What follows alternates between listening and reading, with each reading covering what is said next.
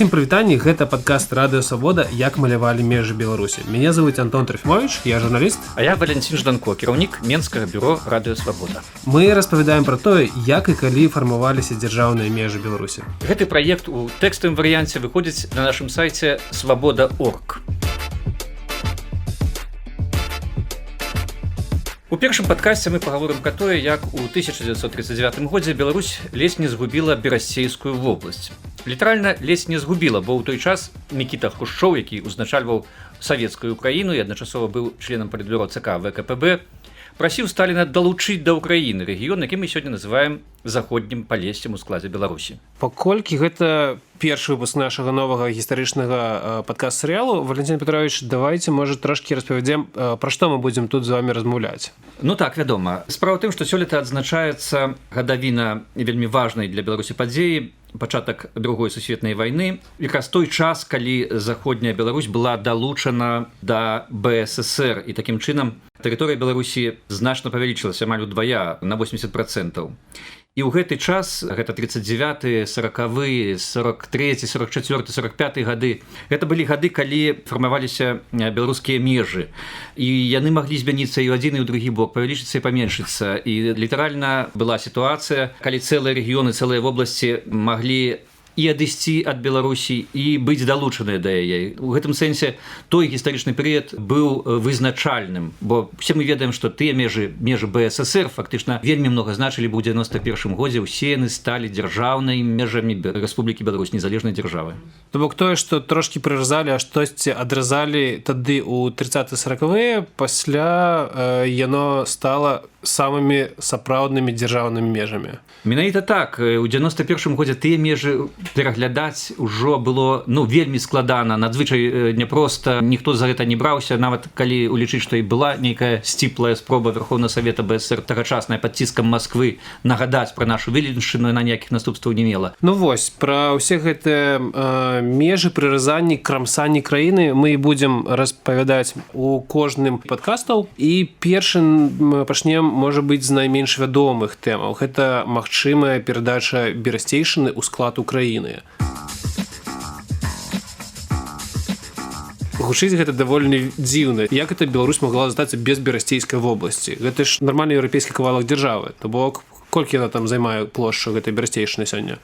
Так, гэта 32 тысячы квадратных кіламетраў. Гэта, фактычна, 1/6 частка тэрыторыі сённяшняй Беларусі. І сапраўды, у той час існавала вельмі высокая верагоднасць таго, што Берасцейшчына будзе страчаная. Ўсё праз вялікую актыўнасць Мікіты Хрушчова, прыхільніка вялікай украінскай дзяржавы. То бок гэта ніякія не легенды пра тое, што здаравенны кавалак Беларусі мог адысці да Украіны. Гэта не на ўзроўні гістарычных мітаў. Не існуюць дакументы, якія не выклікаюць сумневу у тым, што сапраўды падчас вызначэння адміністратыўных межаў далучаных тэрыторый, нагадаю, 39-й год, далучэння усходняй Польшчы альбо заходняй Беларусі, заходняй Украіны, якія далучаныя былі у выніку пакта Молатава-Ріббентропа і наступу Чырвонай арміі на Польшчу з аднаго боку і вермахту з другога. Вялізныя тэрыторыі былі далучаны да Савецкага Саюза, і зусім не факт, што дастанецца Беларускай ССР, што дастанецца Украінскай ССР, што дастанецца Літве незалежнай да 40-го года і Літоўскай ССР пасля ліпеня-жніўня 40-го года. То бок, атрымліваецца, як бы дзяржаўная савецка-нямецкая мяжа, яна ўжо была цалкам вымаляваная, а тое, што ўнутры, тут ужо пачыналіся нейкія гульні ўжо кіраўнікоў розных савецкіх краінаў. Так, ніякай пэўнасці тут не было. Хаця, як бы прыблізна, Панаварэнка, які быў тады першым сакратаром ЦК КПБ, ён уяўляў, ён ездзіў па гэтых рэгіёнах, ён часта бываў спачатку ў Вільні, да таго часу, пакуль сур'ёз разлічваў, што Вільня стане часткай Беларускай ССР. Ён часта быў у Беластоку, ён часта быў і на Палессі, і ў Берасці, і ў Пінску. Ён быў перакананы, што гэта рэгіёны, якія адыдуць да Беларускай ССР, цалкам палескае воеводства былой Польшчы. Мы можам паслухаць, як адрэагаваў кіраўнік БССР на прапанову Хрушчова па Берасцейшчыне. Вось, што ён напісаў пра гэта ў сваім дзённіку. Праект Хрушчова аб межах быў настолькі нечаканы, што ў той жа вечар было склікана паседжанне бюро ЦК, каб абмеркаваць яго, выпрацаваць да яго свае адносіны і падрыхтаваць контрпрапановы. Мы з гэтым пагадзіцца не маглі, сталі рыхтаваць уласныя прапановы і абгрунтаванні. Давялося вывучаць вялікі гістарычны матэрыял, статыстыку насельніцтва па перапісах у дарэвалюцыйнай Расіі і Польшчы, дадзеныя польскіх архіваў, няхай і не заўсёды дакладныя адносна нацыянальнага складу, але не перадузятыя. А ўвогуле, калі вось гістарычна я там праглядзеў матэрыялы, што атрымліваецца такой дзяржаўнай мяжы вось па Палесе не праходзіла фактычна часоў Вялікага княства Літоўскага. Калі вось Кіеўшчына, Валынь іх далучылі да Вялікага княства, і гэтыя землі яны былі як бы ўжо ў межах адной краіны, там Вялікага княства, пасля Рэчы Паспалітай, потым расійскай імперыі. Фактычна 39 год гэта першы час, калі давялося там правесці такую новую мяжу. Вось хто меў падставу забраць гэтай землі, а хто не. Толькі часткова можна пагадзіцца, ўсё ж такі адміністратыўныя межы існавалі, і яны ў пэўнай ступені межы дзвюх частак федэратыўнай дзяржавы Рэчы Паспалітай. Тое, што склалася пасля 1569 года пасля Люблінскай уніі. Польшча далучыла да кароны, да сваёй асноўнай тэрыторыі фактычна ўсе ўкраінскія землі, а Вялікае княства Літоўскае засталося ў складзе цяперашніх Беларусі і Літвы. І якраз мяжа Вялікае княства Літоўскае прыблізна і праходзіла па межах, якія потым сталі межамі адміністратыўнымі Гродзенскай і Менскай губерні, а потым прыблізна гэта мяжа была мяжой палескага ваеводства Польшчы. То есть якраз на гэтыя адміністратыўныя межы і арыентавалася беларускае кіраўніцтва, калі яшчэ планавала, было ўпэўненае ў тым, што гэта як бы лагічным чынам гэтыя тэрыторыі, якія складалі беларускія губерні, а пазней палескае ваеводства, што яны адыдуць да Беларускай ССР, і гэтым не сумняваліся аж да таго часу, пакуль Панамарэнку увосень 1939 года не паступіў званок з Масквы, з Крамля, прапановай прыехаць у Маскву і аддаць і выслухаць тое, што Хрушчоў хоча забраць у БССР. То бок яму патэлефанавалі і ўжо паставілі перад фактам, маўляў, спадар Пантелеймон, вось мы у вас тут забіраем кавалачак БССР новай. Не зусім так, яму паведамілі пра тое, што задумала ўкраінскае кіраўніцтва. Хрушчоў, ён, нягледзячы на тое, што спачатку пісаўся украінцам, потым стаў пісацца расейцам, але ён этнічна ўсё ж такі украінец, і на працягу ўсяго свайго палітычнага жыцця ён вельмі заўзята і апантана адстойваў інтарэсы Украіны і украінцаў і украінскіх тэрыторый. І я паглядзеў проста на не толькі гэты перыяд 30-40-х гадоў, гэта адбывалася і пазней, і ў 50-е гады, і ў тыя часы, калі ён стаў генеральным сакратаром ЦК партыі бальшавікоў, узначаліў Савецкі Саюз, і мы ўсе ведаем як бы ягоны апошні жест у бок Украіны, перадача Крыму, з якой дагэтуль не можа разабрацца ні Расія з Украінай, ні Еўразвяз, ні ўвесь свет, бо это ўсё наступствы таго 54 года. То бок можна сказаць, што ён увогуле трэніраваўся на Берасцейшчыне для перадачы земляў суседніх краін у склад Украіны. Гэта ў яго быў такі пункцік, ён вельмі любіў дзяліць чужыя землі на карысць Украіны. Ясна, што ён быў першым сакратаром ЦК Украіны, і ён па пасадзе павінен быў адстойваць украінскія інтарэсы. І гэтак жа па пасадзе, будучы першым сакратаром ЦК КПБ, Панамарэнка, які да 1938 года не меў ніякіх сувязяў з Беларусю, ён міжволі стаў у пэўным сэнсе, у нейкіх аспектах беларускім нацыяналістам. Проста у сілу правілаў бюракратычнай гульні, якая тады існавала. Гэта і было цяпер, і было заўсёды. Чым большай тэрыторыяй, чым большым патэнцыялам ты кіруеш, тым аб'ектыўна маеш большую палітычную вагу у кіраўніцтве. Ён мусіў адстойваць свой бюракратычны кавалак, якім ему належала кіраваць. Калі б ён без спрэчак усё аддаваў, што ў яго патрабавалі, якім бы ён быў кіраўніком, які аўтарытэт ён меў бы у палітбюро і асабіста таварыша Сталіна. І гэта пры тым, што Панамарэнка сам украінец. Так, гэта украінскі, кубанскі казак, ва ўсіх анкетах у яго запісана, што ён украінец. Але пасля этого дзесяцігоддзя, які кіраваў Беларусю, паколькі яму столькі межаў давялося разглядаць, ён жыва зацікавіўся беларускай гісторыяй, і, в прынцыпе, да канца жыцця ён захоўваў сантымент да беларускіх спраў. Давайте трошки вернемся да вось гэтага званка і размовы. Гэта не толькі была перапіска, была ж цэлая размова ў Панамарэнкі, Хрушчова і Сталіна. Але для пачатку я прапаную паслухаць, як тую размову прыводзіць у сваім дзённіку сам Панамарэнка. Сталін сядзеў у кабінеце адзін і на наша прывітанне адказаў: «Здарова, гетманы, як з граніцай? Вы яшчэ не пабіліся? Не пачалі вайну? Не сканцэнтравалі войскі? Ці дамовіліся мірна?» Першым дакладваў Хрушчоў. Ён разгарнуў на стале схемы, але, расказваючы, ні разу на іх не спаслаўся. Сталін выслухаў, устаў, прынёс сваю мапу і папрасіў Хрушчова паказаць на схеме, дзе пройдзе мяжа. Задаўшы шэраг пытанняў, Сталін заявіў: «Мяжа, якую прапануе таварыш Хрушчоў, зусім непрымальная, нічым не абгрунтаваная. Яе не зразумее грамадская думка. Немагчыма колькі-небудзь сур'ёзна гаварыць пра тое, што Берасця і Белавежская пушча з'яўляюцца украінскімі рэгіёнамі. Калі прыняць такую мяжу, то заходнія вобласці Беларусі, па сутнасці, знікнуць. Гэта была б дрэнная нацыянальная палітыка». У Панамарэнкі быў час, каб падрыхтавацца да гэтай размовы. Ён быў папярэджаны таварышамі з палітбюро ЦК, пра што будзе ісці размова. Ён правёў адмысловае бюро ЦК КПБ, ён далучыў да гэтай справы, як мы ведаем, ужо навукоўцаў, гісторыкаў, акадэміка Пічэту.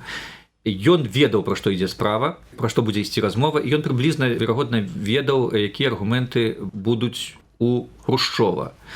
Справа ў тым, што аргументы Хрушчова былі вельмі сур'ёзныя. Больш сур'ёзныя, чым у Панамарэнкі? У пэўным сэнсе так, бо ўсе этнаграфічныя мапы, моўныя мапы, якія да той час існавалі, у тым ліку з часоў царскай імперыі, якія зробленыя былі вядомымі этнографамі, у тым ліку карскім, напрыклад, так. Беларускі этнограф зрабіў этнаграфічную мапу, дзе паказвалася, што сапраўды Украіна як бы мае абсалютнае права на вось гэтай тэрыторыі Палесся. У пэўным сэнсе так. Ну, бо калі глядзець на вот зараз перада мной этнаграфічная мапа Ефіма Карскага 1903 года, это даволі аўтарытэтная праца, так. Мы тут можам бачыць, што межы рассялення беларусаў, яны сягаюць на ўсход ад Смаленска, на поўнач ад Даўгаўпілса, на захад ад Вільні, на захад ад Горадні. Адзінае выключэнне гэта якраз Берасцейшчына. Берасцейшчына, дзе на поўдзень ад Пружан, на поўдзень ад Івацевічаў, Баранавічаў, на захад ад Мазыра. Там паказаныя, што жывуць насельнікі гэтых тэрыторый, карыстаюцца ў асноўным дыялектамі украінскай мовы, гаворкамі палескімі, якія бліжэй да украінскай мовы. І менавіта гэтыя мапы, хутчэй за ўсё, былі з сабою у Мікіты Хрушчова, які ішоў на прыём да Сталіна, і на гэты ж прыём, у прыёмны яны сутыкнуліся, Панамарэнка і Хрушчоў. Панамарэнка ішоў са сваімі мапамі. Гэта самае цікавае. Якія мапы маглі быць у Панамарэнкі, калі нават беларускія навукоўцы аддавалі гэтай зямлі этнаграфічна да Украіны? Этнаграфічна так, але ў Панамарэнкі хутчэй за ўсё, бо ён не піша канкрэтна, якія ў яго былі мапы, але хутчэй за ўсё ў яго былі адміністратыўныя мапы былой расійскай імперіі. Я думаю, што ў Сталіна быў вялікі сантымент якраз да імперскіх мапаў, бо ён ужо на гэты час, пасля пакту Молатава-Ріббентропа, пасля таго, як яны з Гітлерам фактычна падзялілі ўсходнюю Еўропу. Уже на гэты момант у яго ўжо былі планы фінскай кампаніі, планы далучэння Фінляндыі да Савецкага Саюза, стварэння карэла-фінскай савецкай сацыялістычнай рэспублікі. Ён глядзеў на аднаўленне расійскай імперыі, ён сябе бачыў пераемнікам вялікай імперыі і аднаўлення межаў расійскай імперыі 1914 года, і гэтыя межы Савецкі Саюз імкліва аднаўляў. І для яго як бы былі хутчэй за ўсё бліжэй гэтыя мапы Менскай губерніі і Гарадзенскай губерніі. А у Хрушчова быў пераканаўчы аргумент на карысць ягонай пазіцыі, тое, што гэтыя землі ўжо 400 гадоў яны існавалі ў складзе якраз гэтых адміністратыўных адзінак і былі эканамічна развіваліся ў межах гэтых губерній. У Панамарэнкі, прашу прабачэння. Як гістарычна яны былі ў складзе Вялікага княства Літоўскага.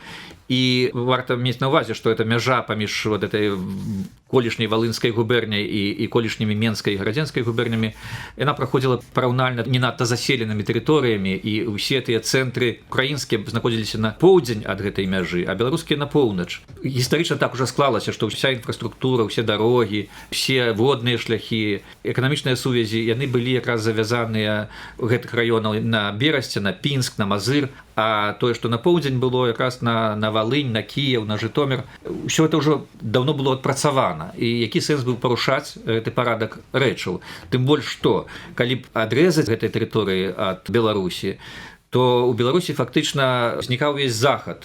Там заставалася вузкая паласа, незразумела, што это была за абрысы краіны. У Сталіна гэта была перад вачыма, гэтыя мапы. То бок рэальна паўплывала на рашэнне Сталіна менавіта гістарычныя вось гэтыя абрысы, якія мела раней краіна і гэты рэгіён, і эканамічныя сувязі? Думаю, што не толькі гэта, а магчыма яшчэ і лёс Віленшчыны, бо якраз это была свежая гісторыя, толькі што это адбылося. Пару тыдняў да гэтага да сустрэчы, ён быў у курсе, канешне ж, прэтэнзій беларусаў на Вільню, на Віленскую вобласць. Але ён ужо, натуральна, ведаў, што чакае літоўцаў. Ён ведаў, з прыцэлам на стварэнне Літоўскай Савецкай Рэспублікі была перададзена Віленская вобласць літоўцам. І як бы я думаю, што некі такі комплекс віны за тое, што ўжо з поўначы Беларусь адрэзаная, напэўна, існаваў у яго. Ну, апроч таго, я думаю, што Хрушчоў у прысутнасці Падамарэнкі вёў сябе даволі самаўпэўнена. Сталін не любіў, калі нехта лічыць сябе бліжэй да яго, чым ягоны апанент. Ён заўсёды на гэтых супярэчнасцях вельмі ўдала іграў. Ніхто не мог быць упэўнены ў тым, што ён абсалютны першы, абсалютны фаварыт Сталіна. І гэтая самаўпэўненасць Хрушчова была вельмі сурова абрэзаная. То бок у тым ліку і гэта магло паўплываць на тое, што ён проста зрабіў не рашэнне на карысць Украіны, а рашэнне не на карысць Хрушчова. Зусім магчыма. Ён любіў такія гульні са сваімі найбліжшымі паплечнікамі. Ніводзін з іх не мог адчуваць сябе у абсалютнай бяспецы і абсалютным фаварытам, што ў любы момант ягоная лаяльнасць не будзе падвергнута сумневу. Так была гісторыя не толькі з Хрушчовым, а з усімі, хто быў побач, і з Калініним, і з Варашылавым, і з Маленковым, зусім іншым. Вось, ну, у вас зараз на стале ляжыць гэтая мапа, атрымліваецца... Перад Першай сусветнай вайной, мапа беларускіх губерняў. Але ёсць пару момантаў, дзе яна не зусім супадае ўсё ж такі з тым, што ў выніку мы маем сёння. То бок нешта да Ўкраіны ўсё ж такі перайшло. Так. Ну, і гэта было лагічна, што цалкам задаволіць усё, што хацеў ці то Панамарэнка, ці то Хрушчоў. Гэта былі лідары саюзных рэспублік. Маўляў, стараліся, нешта рыхтавалі. Свае аргументы былі. І тут это вядомая гісторыя пра тое, што украінцам не хапае лесу. Вот Сталін чамусь эту гісторыю з лесам любіў. Давайте паслухаем, як перадае тую прамову Панамарэнка ў сваім дзённіку, цытуючы Сталіна. Скажыце прама, напэўна, вы, высоўваючы гэтыя прапановы, мелі на ўвазе іншае. Вам хацелася патрымаць лес, яго ж на ўкраіне не так шмат. На гэта Хрушчоў адказаў: так, таварыш Сталін, уся справа ў лесе, якім так багата палесся, а ў нас лесу мала. Гэта іншая справа, заўважыў Сталін. Гэта можна ўлічыць. Беларусь, сказаў ён далей, прапануе правільную абгрунтаваную мяжу. Аб'ектыўнасць іхняй прапановы падкрэсліваецца ў прыватнасці і тым фактам, што яны самі прапануюць раён Каменя-Кашырскага аднесці да Ўкраіны. Мы зацвердзім мяжу, якая ў асноўным супадае з прапановай таварыша Панамарэнкі, з папраўкай у адпаведнасці з жаданнем украінцаў атрымаць крыху лесу. Это самы поўдзень Пінскага павета было Менскай губерні, каля 2000 квадратных кіламетраў. Лясныя і нізінныя раёны, не надта населеныя, і ў тыя часы было не так шмат паселішчаў і вёсак і мястэчак, а зараз это ўвогуле такі даволі абязлюдзелы рэгіён. Я памятаю савецкі час, калі працаваў журналістам, у тым ліку па Берасцейскай вобласці, адзін час быў рэгіянальным карэспандэнтам. І памятаю якраз з тых мясцінаў людзей. Моладзь туды вельмі ахвотна выязджала вучыцца і працаваць у Пінску, Берасці, але не ў Валынь, не ў Ковель, не ў Луцк. Я яшчэ пытаўся ў іх, а чаму вы едзеце сюды, вы ж з Украінскай ССР? Яны кажуць, ну што ты, да Пінска нам тут 30 кіламетраў, да Берасця 60, а ў тым Луцку мы ніколі не былі, там 200 кіламетраў без дарог. Гістарычна ўсё-такі тое, што рэгіён развіваўся 400 гадоў у складзе менавіта гэтых ваяводстваў, гэтых губерняў, гэта адбілася на інфраструктуры, на тым, куды это насельніцтва цягнулася. Ну, гэта акурат пра тое, што пра гэтая эканамічная гістарычная сувязі, што яно ўсё роўна было бліжэй да Беларусі, чым... Так, гэта вельмі моцна ўплывала на эканоміку, на сацыяльную сферу. Нават ужо ў познесавецкі час таксама, і нават у першыя гады незалежнасці.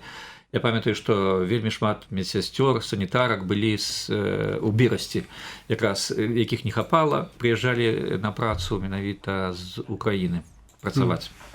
Якраз з гэтых рэгіёнаў, поўнач Валынскай вобласці. І атрымліваецца, ну, вось гэты лясны Камень-Кашырскі раён Сталін перадаў Украіне кшталту «вось вам няма лесу і атрымайце яго», так? Ну так, это была як бы такая невялікая саступка, каб Хрушчоў ўжо зусім не адчуваў сябе пакрыўджаным і абдзеленым сталінскай увагай, хаця Хрушчоў усё роўна адчуў сябе моцна зачэпленым, моцна пакрыўджаным, І гэта Пономаренко заўважыў і адзначыў у сваіх мемуарах. Гэта без наступстваў не засталося.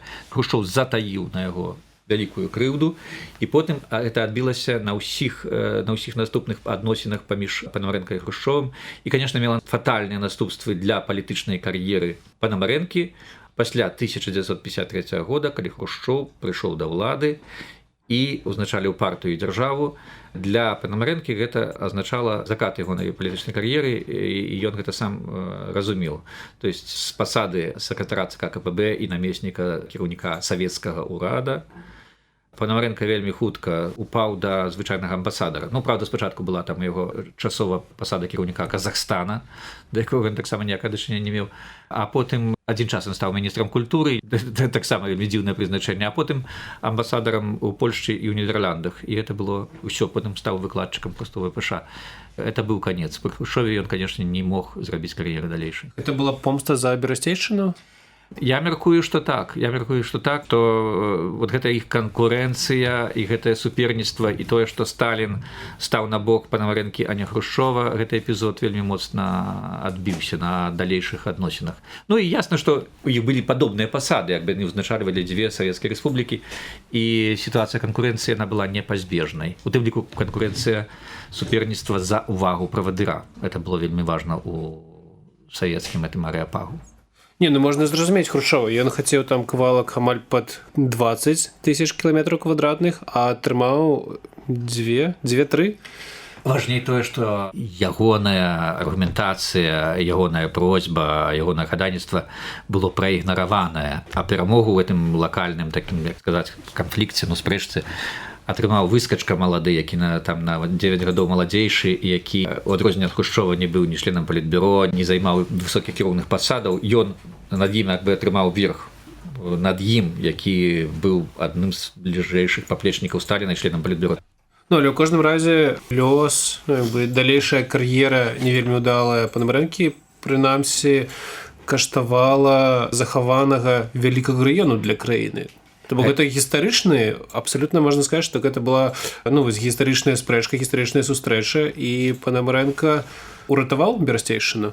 Прынамсі, БССР была вельмі блізка да страты этого рэгіёна, і роля Пономаренко, мне здаецца, тут не аспрэчваецца нікім асабліва. Хаця некаторыя даследчыкі лічаць, што Пономаренко імкнуўся перабольшыць свае заслугі і сваё значэнне ў гісторыі Беларусі, і ў гэтых сваіх дзённіках, мемуарах, успамінах ён як бы трошкі прыгарошваў сваю ролю і сваё значэнне перавышаў у справе збірання беларускіх земляў. Тым не менш, сам па сабе гэты фрагмент нікім не аспрэчваецца. У дакументах ёсць фіксацыя гэтай сустрэчы ў Сталіна, Хрушчова і Пономаренкі. Хаця Хрушчоў падрабязна нідзе не апісваў гэты момант сваёй біяграфіі. Ну, то лёгка зразумець, ганарыцца яму было асабліва няма чым. Это была адна з ягоных адміністратыўных паразаў.